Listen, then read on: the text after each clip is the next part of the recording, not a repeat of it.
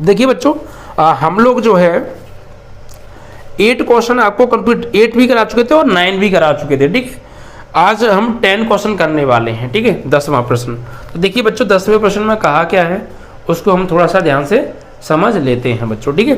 देखिए 10वां प्रश्न है, देखिए क्या कहा है बच्चों इस प्रश्न में।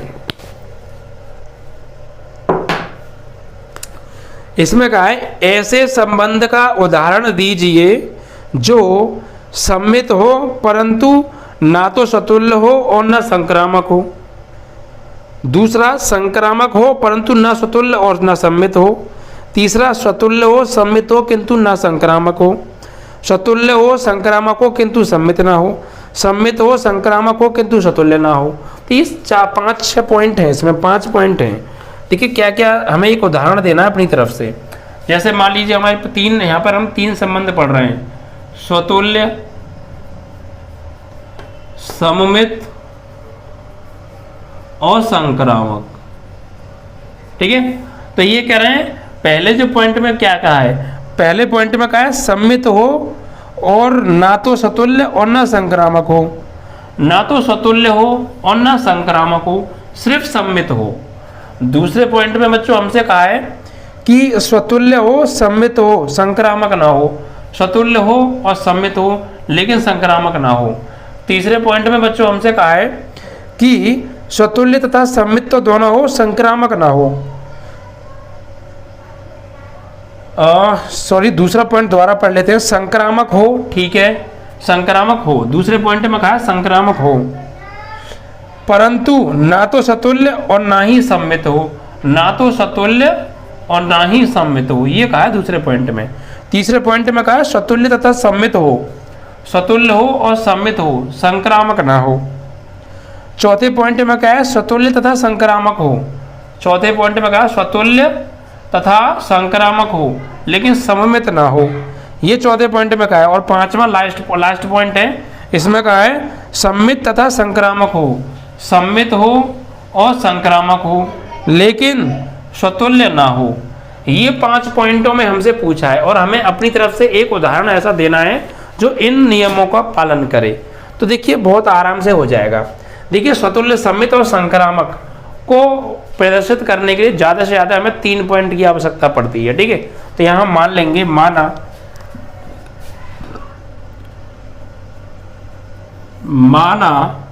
एक सेट ले लिया A बराबर, जिसके अंदर हमने एलिमेंट ले लिए A, B, C, ठीक है। हमने एक सेट ले लिया A और उसके अंदर हमने एलिमेंट ले लिए A, B, C। अब हमें इनके अकॉर्डिंग अपनी तरफ से रिलेशन बना के लिखना है, उदाहरण लिखने हैं, ठीक है। तो यहाँ पे लिखने हैं हमें उदाहरण। तो देखिए हमें इसके लिए उदाहरण लिखना है, एक रिलेशन बनाना है और रिलेशन इस प्रकार बनाना है कि वो सतुल्य ना हो, संक्रामक ना हो, सिर्फ सम्मित हो। तो सतुल्य, सम्मित और संक्रामक की कंडीशन आपको पता ही है, ठीक है।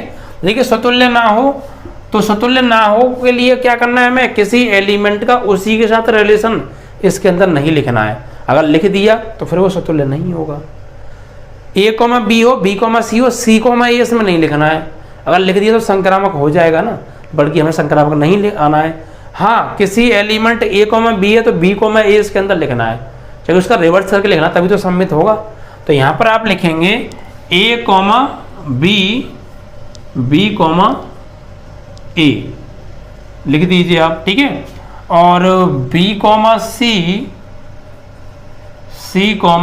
A आप लिख दीजिए, C, B लिख दीजिए और आप चेक कीजिए A, B है, B, A है, B, C है, C, B है। मतलब ये किसका रिलेशन, कंडीशन पूरी हो रही है, सम्मित की। संक्रामक की बात करें, A, B है, B, A है, क्या A, A है? नहीं है। B, A है, A, B है, तो A, A है? नहीं है। B, C है, C, B है, क्या B, B है? नहीं है। तो मतलब ये हमने एक ऐसा उदाहरण बना दिया अपनी तरफ से सोचकर कि ये सतुल्य की कंडीशन पूरी नहीं कर रहा है, संक्रामक की कंडीशन पूरी नहीं कर रहा, सिर्फ और सिर्फ सम्मित की कंडीशन पूरी कर रहा है। वरना देख लो सम्मित कैसे चेक करते हैं भाई, तो कोई एक एलिमेंट सेट ए में से ले लो, अगर वो सेट ए में है तो उसका उसी के साथ रिलेशन आर के अंदर होना चाहिए। तो ए सेट ए का एलिमेंट है तो ए कोमा ए आर में है, नहीं है। बी सेट ए का है तो बी कोमा बी है, नहीं है।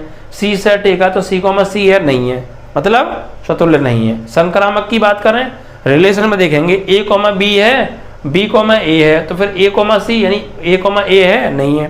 भाई ए कोमा बी कोमा सी, तो फिर ए कोमा सी यानी ए कोमा ए है, नहीं है। बी कोमा सी कोमा ए, तो फिर बी कोमा बी है, नहीं है। तो संक्रामक की कंडीशन भी पूरी नहीं हो रही। सम्मित की बात करें तो सम्मित में क्या है, ए कोमा बी अगर आर में है तो बी कोमा ए भी आर में होना चाहिए, तो बी कोमा ए आर में है, तो बी कोमा सी है तो सी कोमा बी भी होना चाहिए, है। तो सम्मित की कंडीशन पूरी हो रही है सिर्फ, ना संक्रामक की कंडीशन हो रही है पूरी, ना स्वतुल्य की। तो ये ना स्वतुल्य है और ना संक्रामक है, सिर्फ सम्मित है। तो हमें ऐसा एग्जाम्पल अपनी तरफ से बना के लिखना है इन तीनों एलिमेंटों से, ठीक है। बस दूसरे में आ जाओ भैया। दूसरे में आपको रिलेशन बनाना है आर बराबर, और कैसे बनाना है, ना तो वो स्वतुल्य हो और ना वो सम्मित हो, सिर्फ संक्रामक हो। तो इसमें भैया संक्रामक की कंडीशन लिख दो, ए कोमा बी है, बी कोमा सी है, ए कोमा सी है, ठीक है। तो ये सिर्फ एक संक्रामक की कंडीशन है। देखो ए कोमा बी है, बी कोमा सी है, तो फिर ए कोमा सी भी होना चाहिए, ए कोमा सी है, तो संक्रामक है। स्वतुल्य की चेक बात करें तो सेट ए का एलिमेंट अगर ए है तो ए कोमा ए इसमें नहीं है। तो अगर एक भी नहीं है तो आगे चेक करने की जरूरत नहीं है, क्योंकि एक भी नहीं है तो फिर किसी के लिए नहीं माना जाता, तो स्वतुल्य नहीं है। सम्मित की बात करें तो ए कोमा बी है तो बी कोमा सी, ए कोमा बी है तो बी कोमा ए होना चाहिए, नहीं है। बी कोमा सी है तो सी कोमा बी होना चाहिए, नहीं है। ए कोमा सी है तो सी कोमा ए होना चाहिए, नहीं है। तो असम्मित की कंडीशन पूरी नहीं हो रही है। तो ये देखिए ना तो स्वतुल्य है ना सम्मित है, सिर्फ संक्रामक है।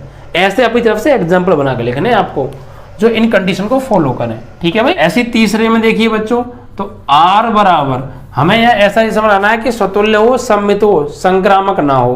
तो देखो ए कोमा ए अगर इसके अंदर लिख दें, बी कोमा बी अगर इसके अंदर लिख दें, और सी कोमा सी अगर इसके अंदर लिख दें, तो ये स्वतुल्य भी है और सम्मित भी है, बट संक्रामक नहीं है। कैसे चेक कर लो, देखो ए अगर सेट ए का एलिमेंट हो ए कोमा ए है, बी सेट ए का एलिमेंट है बी कोमा बी है, सी सेट ए का एलिमेंट है सी कोमा सी है, इट मीन स्वतुल्य है। सम्मित बात करें ए कोमा ए है तो इसका उल्टा करेंगे तो ए कोमा ए भी इसमें होना चाहिए, है। तो बी कोमा बी है तो बी कोमा बी का उल्टा करेंगे तो बी कोमा बी भी इसमें होना चाहिए, है। तो सी कोमा सी है तो सी कोमा सी तो है, तो ठीक है। स्वतुल्य भी है, सम्मित भी है, बट संक्रामक नहीं है। कैसे, ए कोमा ए है तो ए किसी और के साथ है ही नहीं, आई की कंडीशन ही पूरी नहीं हो रही। बी कोमा बी है तो बी किसी और के साथ है ही नहीं। सी कोमा सी है तो सी और किसी के साथ में है ही नहीं, संक्रामक है ही नहीं, ठीक है। चौथा एग्जाम्पल आपको देना है, देखिए कैसे। आर बराबर स्वतुल्य हो, सम्मित ना हो, संक्रामक हो। तो ए कोमा ए हो चलेगा, बी कोमा बी हो चलेगा, सी कोमा सी हो चलेगा। तो ये स्वतुल्य की कंडीशन पूरी हो गई। अब संक्रामक बनाना है, तो भैया बी कोमा ए है, ए कोमा बी है, बी कोमा ए है और ए कोमा बी है, तो फिर ए कोमा बी होना चाहिए, है। तो बी कोमा सी है, बी कोमा बी है, बी कोमा सी है, तो बी कोमा सी होना चाहिए, है। तो ठीक है। ऐसे ही सी कोमा ए है, ए कोमा सी कोमा सी है, सी कोमा ए है, तो सी कोमा ए होना चाहिए, है। तो अब चेक कर लीजिए, ये देखिए ये हमने जो एग्जाम्पल बनाया है स्वतुल्य का बनाया है और संक्रामक का, बट सम्मित नहीं है। चेक कर लो वरना ए बी सी तीनों सेट ए में है, तो ए कोमा ए, B comma B, C comma C R में है। अब सम्मित की बात करें तो ए कोमा बी है तो बी कोमा ए होना चाहिए, बी कोमा ए है ही नहीं, तो जब यही नहीं है तो फिर आगे चेक करना बेकार है। संक्रामक की बात करें तो देखो ए कोमा बी है, बी कोमा सी है, तो फिर ए कोमा सी है क्या, ए कोमा सी इसमें ए कोमा सी नहीं है, तो भाई लिखना पड़ेगा फिर आपको ए कोमा सी। ए कोमा सी आप लिख दीजिए यहाँ पर, ए कोमा सी, क्योंकि आपको एग्जाम्पल ऐसा बनाना है जो संक्रामक की कंडीशन को पूरा करे। अगर वो नहीं था तो आपको बनाना पड़ेगा सोच समझ के, ठीक है भाई।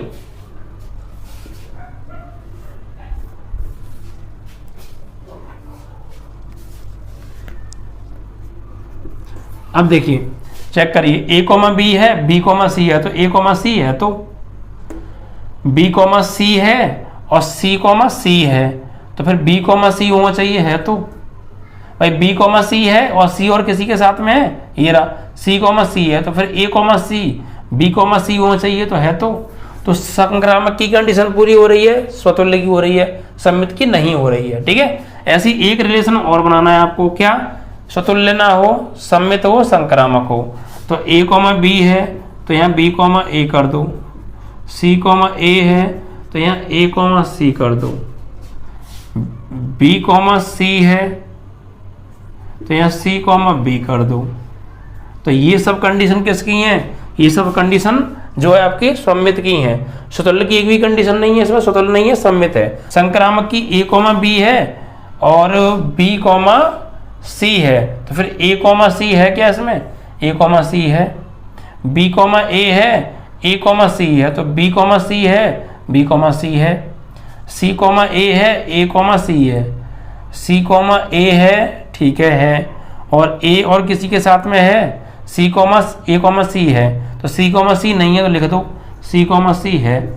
ठीक है, ऐसे ही और चेक करो, ए कॉमा सी है, सी कॉमा बी है, तो A comma B, A comma B है। बी कॉमा सी है, सी कॉमा बी है, तो B comma B, B comma B इसमें नहीं है तो लिख दो। ऐसे ही ए कॉमा, अब देखिए आप ये लिख दीजिए बस आप, अब आप चेक कर लीजिए, ये स्वतुल्य नहीं है क्योंकि ए अगर सेट ए का है तो ए कॉमा ए है, ए कॉमा ए इसमें है ही नहीं, तो अब आगे अब ए कॉमा ए ही नहीं है तो बाकी का चेक करना बेकार है। ठीक है, ऐसे ही बी अगर सेट ए का है तो बी कॉमा ए बी होगा, है, लेकिन बी कॉमा बी बेशक हो, जब ए कॉमा ए नहीं है तो फिर आगे का चेक करना बेकार है, स्वतुल्य नहीं है। सम्मित में देखें ए कॉमा बी है तो बी कॉमा ए है, सी कॉमा ए है तो ए कॉमा सी है, बी कॉमा सी है तो सी कॉमा बी है। ठीक है, तो ये सब स्वतुल्य सम्मित की कंडीशन पूरी करिए। संक्रामक की अगर बात करें, देखो ए कॉमा बी है, बी कॉमा ए है, सबके सब फॉलो करने चाहिए, ध्यान रखिएगा, सबके सब फॉलो करने चाहिए। देखो ए कॉमा बी है और बी और किसी के साथ में है क्या? बी और किसी के साथ में भैया ये रहा बी कॉमा सी है, ए कॉमा बी है, बी कॉमा सी है, तो फिर ए कॉमा सी, ए कॉमा सी चेक करो भाई, ए कॉमा सी ये रहा, सी कॉमा ए है, सी कॉमा ए है, और ए कॉमा सी है तो सी कॉमा सी है, बी कॉमा सी है, सी कॉमा बी है तो बी कॉमा बी है। तो मतलब संक्रामक की कंडीशन तो पूरी हो रही है, बट जो है संक्रामक की कंडीशन पूरी हो रही है और सम्मित की कंडीशन पूरी है, स्वतुल्य की कंडीशन पूरी नहीं हो रही है। तो ऐसे आपको अपनी तरफ से एग्जाम्पल बना के लिखने हैं जो इन कंडीशनों को फॉलो करे, और थोड़ा सा आपको यहाँ दिमाग तो लगाना पड़ेगा प्यारे। ठीक है, तो इस तरीके से आपका ये यहाँ पर सवाल समाप्त होता है 10वां।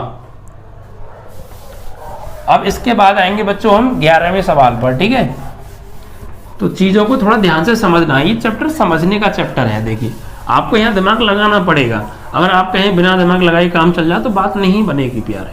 ठीक है, चलिए अब बढ़ते हैं आगे और अगले प्रश्न को उठा लेते हैं 11वें को। 11वां प्रश्न बच्चों ध्यान से समझना है आपको। ठीक है, ये कह रहा है कि सिद्ध कीजिए कि किसी समतल में स्थित बिंदुओं के समुच्चय में आर एक रिलेशन है कि पी कॉमा बी क्यू इस प्रकार है कि बिंदु पी की दूरी मूल बिंदु से, बिंदु पी की मूल बिंदु से दूरी बिंदु क्यू की मूल बिंदु से दूरी के समान है, द्वारा प्रदत्त संबंध आर एक तुल्यता संबंध है, ये बताना है।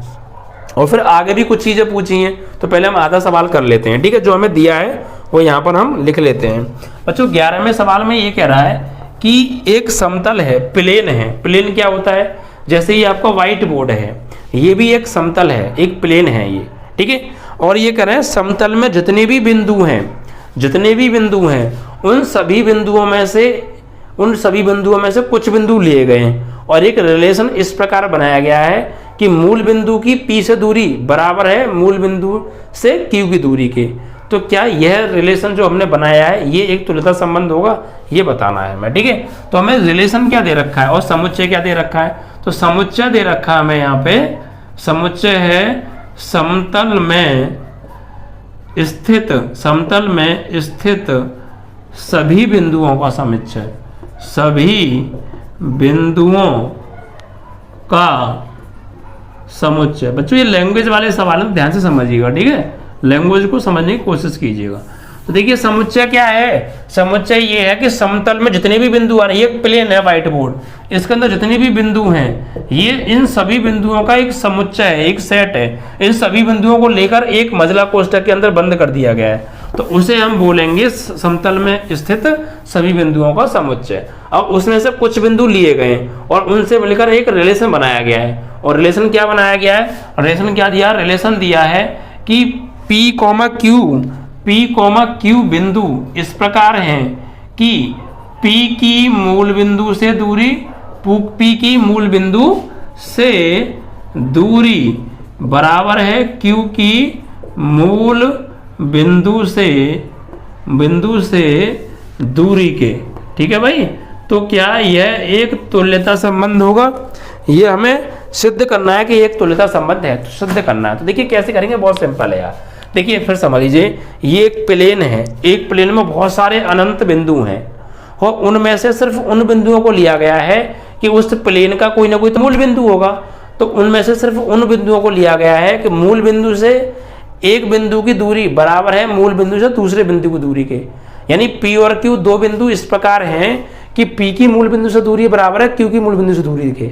अगर वो इस नियम का पालन करेंगे बिंदु उसमें से कुछ, तो वो उस रिलेशन के अंदर आएंगे, अदरवाइज नहीं आएंगे। ठीक है, तो यहाँ पर देखिए बच्चों, हमें सतुल्य समय संक्रामक प्रूफ करना है। तो सबसे पहला देखिए सतुल्य की अगर हम बात करें तो देखिए बच्चों, सतुल्य में क्या होता है, किसी भी बिंदु का उसी के साथ रिलेशन बनाना है। ठीक है, तो ये मान लीजिए कि ये एक प्लेन है और ये मूल बिंदु है और यहाँ पर एक बिंदु है P। तो ये बताइए यहाँ पर कितने भी बिंदु हों, चाहे कोई कितने भी बिंदु हों, अनंत बिंदु हैं। तो अब मुझे ये बताइए, अगर ये मूल बिंदु है तो मूल बिंदु से अगर मैं बिंदु P की दूरी चेक करूंगा, तो जो मूल बिंदु से इस P की दूरी है, यही दूरी इस मूल बिंदु से इसी P की दूरी के बराबर होगी या नहीं होगी, क्योंकि सतुल्य में हमें उसी के साथ रिलेशन बनाना है। तो ये बताइए, मूल बिंदु से अगर हम कोई भी बिंदु लें तो उस मूल बिंदु से उस बिंदु की दूरी मूल बिंदु से उसी बिंदु की दूरी के बराबर होगी या नहीं होगी, बिल्कुल होगी। हर एक बिंदु के लिए इस नियम का पालन होगा। अगर मैं इस बिंदु को ले रहा हूं, सपोज ये वाला बिंदु, तो यहां से इस बिंदु की दूरी बराबर होगी यहां से इसी बिंदु की दूरी के। तो मतलब हर बिंदु की दूरी अब उसी दूरी के बराबर होगी मूल बिंदु से। अगर मैं ये वाला बिंदु लेता हूं और इस मूल बिंदु से चेक कर रहा हूं, तो इस मूल बिंदु से दूरी इस बिंदु की इतनी है, तो इसी मूल बिंदु की दूरी इसी के मूल बिंदु की दूरी से बराबर होगी या नहीं होगी, होगी। तो प्रत्येक बिंदु की मूल बिंदु से दूरी उसी बिंदु की मूल बिंदु से दूरी के बराबर होगी। तो यहाँ लिखेंगे, यहाँ पे लिखना कैसे है, for all A belongs to A implies that A belongs to R। अब यहाँ पर हम लैंग्वेज लिख सकते हैं। लैंग्वेज क्या लिखेंगे, प्रत्येक बिंदु की मूल बिंदु से दूरी उसी बिंदु की मूल बिंदु से दूरी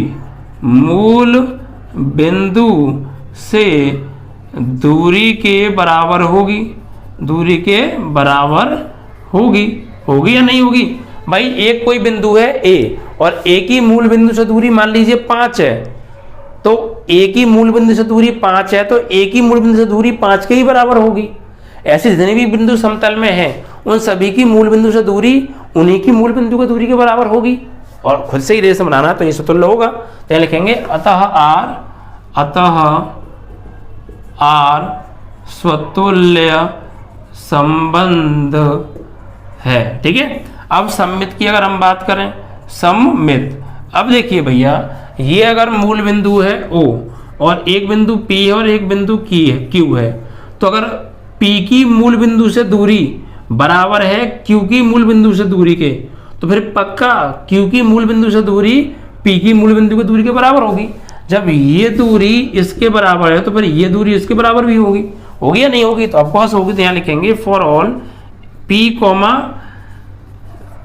Q belongs to R implies that Q, P belongs to R। यहाँ लिखेंगे P की मूल बिंदु से दूरी, यानी P की मूल बिंदु से दूरी, यानी हम इसे ऐसे ले सकते हैं कि OP बराबर है OQ के, तो पक्का फिर OQ बराबर होगा तो ओ क्यू बराबर होगा ओपी के, होगा नहीं होगा? ओपी बराबर ओ क्यू तो ओ क्यू बराबर ओपी ऑफ कोर्स होगा। अगर ओपी पी की मूल बिंदु से दूरी बराबर है क्यू की मूल बिंदु के दूरी के, तो क्यू की मूल बिंदु से दूरी बराबर होगी पी की मूल बिंदु से दूरी के। ठीक है, यहाँ लिखेंगे अतः आर एक सममित संबंध है। ठीक है, अब हम बात करेंगे तीसरा संक्रामक के बारे में। संक्रामक की कंडीशन क्या होती है भैया? तो संक्रामक में 3 बिंदु चाहिए। तो मान लीजिए मूल बिंदु से एक बिंदु P है, एक बिंदु Q है, एक बिंदु R है, 3 बिंदु हैं।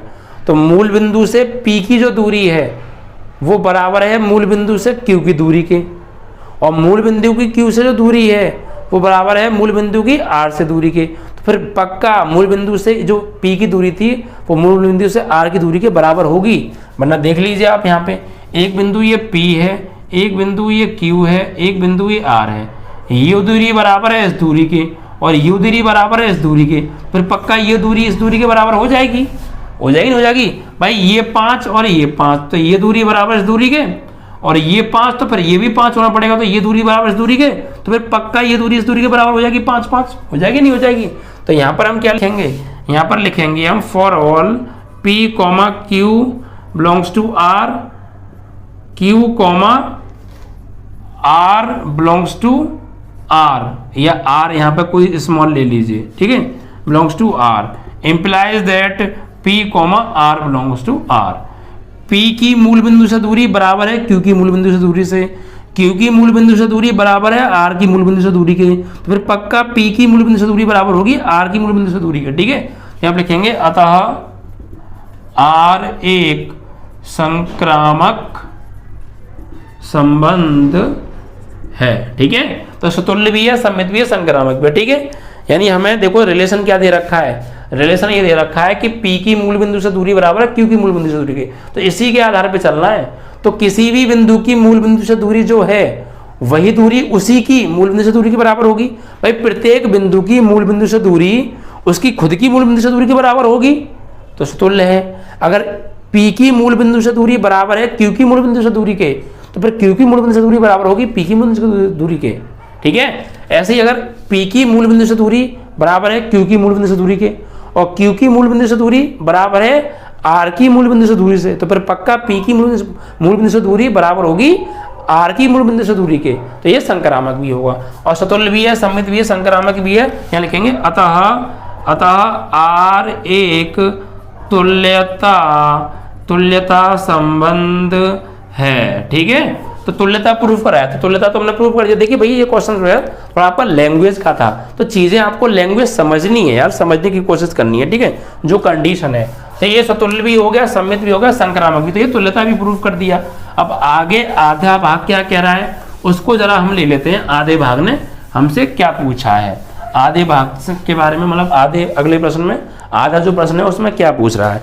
देखिए इसमें कह रहा है, आगे पूछ रहा है कि पुनः सिद्ध कीजिए कि P does not equal to 0,0 से संबंधित सभी बिंदुओं का समुच्चय बिंदु P से होकर जाने वाले एक ऐसे वृत्त को निरूपित करता है जिसका केंद्र मूल बिंदु है।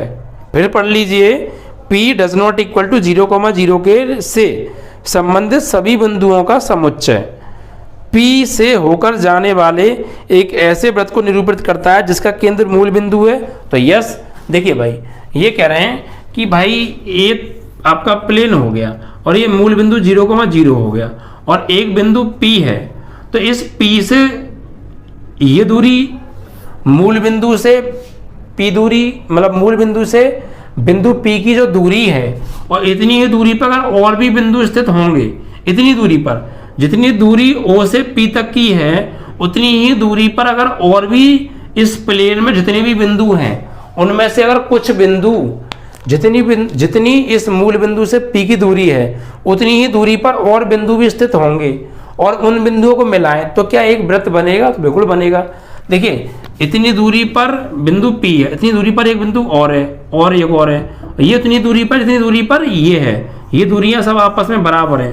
तो जब हम इन बिंदुओं को ऐसे करके, बहुत सारे बिंदु हैं, कितनी दूरी पर है, जितनी दूरी पर ये P बिंदु है, और इन बिंदुओं को मिलाएंगे तो क्या एक वृत्त बनेगा, तो बिल्कुल वृत्त बनेगा। क्यों? क्योंकि मूल बिंदु से समान दूरी पर स्थित बिंदुओं को मिलाने पर एक वृत्त ही बनता है। क्योंकि मूल बिंदु से परिधि तक की दूरी हर जगह समान है, तो वो त्रिज्या कहलाएगी।